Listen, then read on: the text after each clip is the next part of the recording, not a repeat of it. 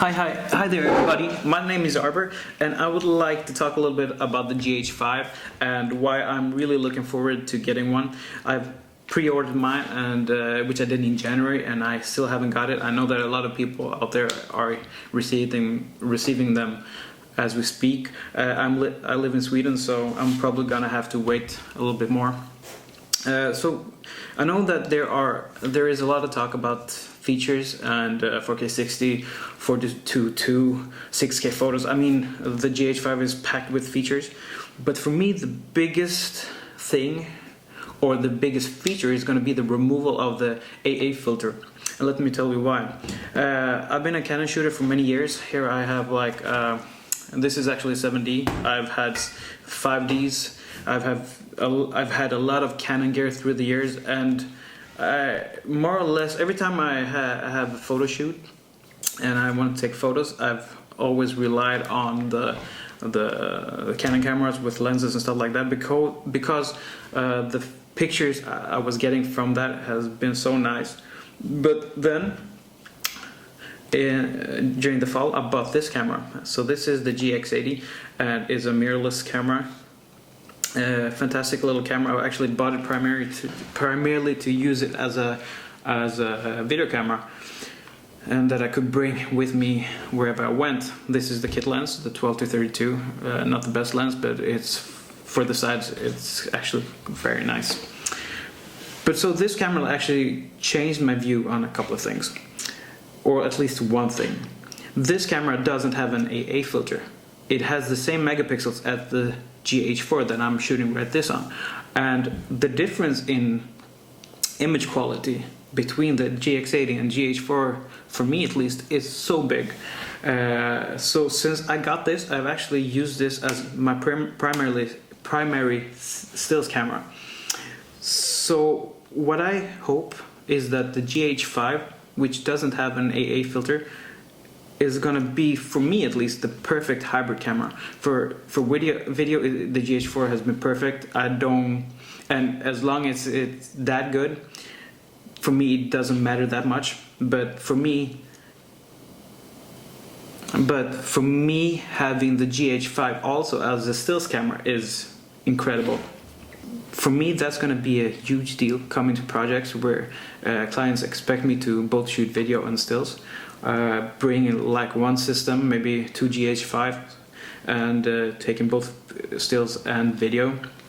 And another thing, this is probably my second most favorite feature, is that in 4K you don't have a crop in video mode. So that actually does make it so much easier to switch between photos. So I mean photos and video, and not changing lenses all the time.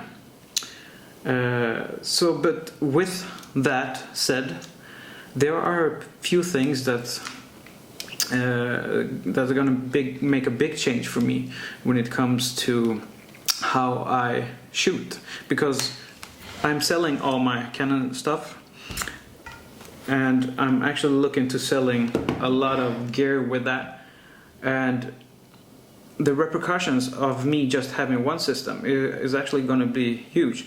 I've just figured out how to use my Canon flashes with pocket visors on both the GX80 and Gh4, so that's probably going to work with the Gh5 as well. I'm gonna make a video about that, so everybody who has pocket visors, you actually can use them on the Panasonics as well.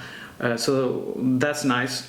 But the biggest thing with me is that I've been carrying these big lenses for a while now, and I bought a couple of native Micro Four Thirds lenses, which I really like. This is the 42.5 Nocticron, beautiful lens for portraits, a little bit longer.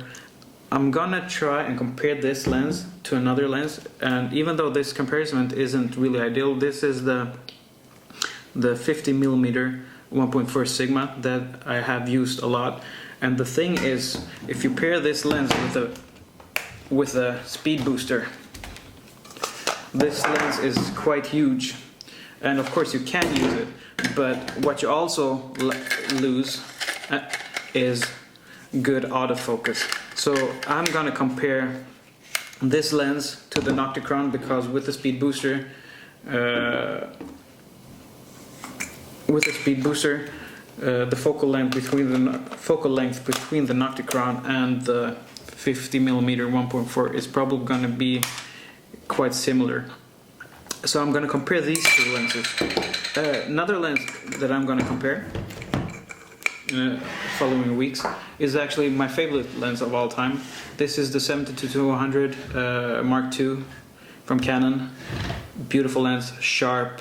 I can't say anything bad about it except for one thing. It's huge. I'm going to compare it to the 40-150 Olympus 2.8 lens. So this lens is quite nice because this lens is a equivalent of a 300 lens at 2.8, and here I actually have I don't remember what it's called, which makes this a 420mm lens. So I'm going to compare those two, even though they're not the same.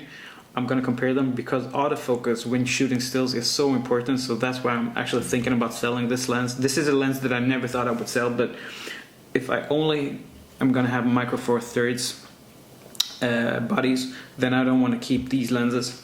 Another lens I'm also going to compare, if I'm going to take away these telephoto lenses, is the 18-35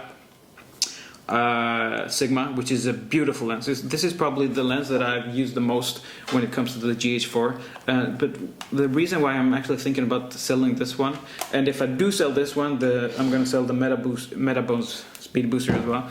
I'm going to compare this to the 12mm 1.4 Panasonic Leica, and I know that of course that's not a really good comparison, but I'm still going to do that because as of now I'm waiting for two lenses to come to get shipped.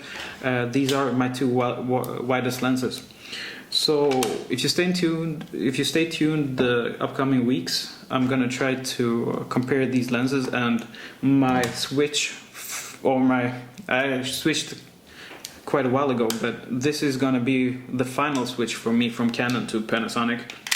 And I'm gonna see if the sharpness in the Nocticron is anywhere close to the sharpness in the Sigma 1.4.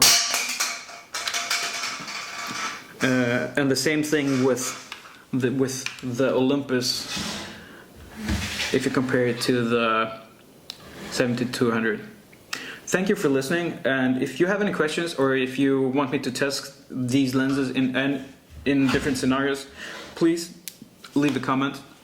And yeah, subscribe. Bye bye.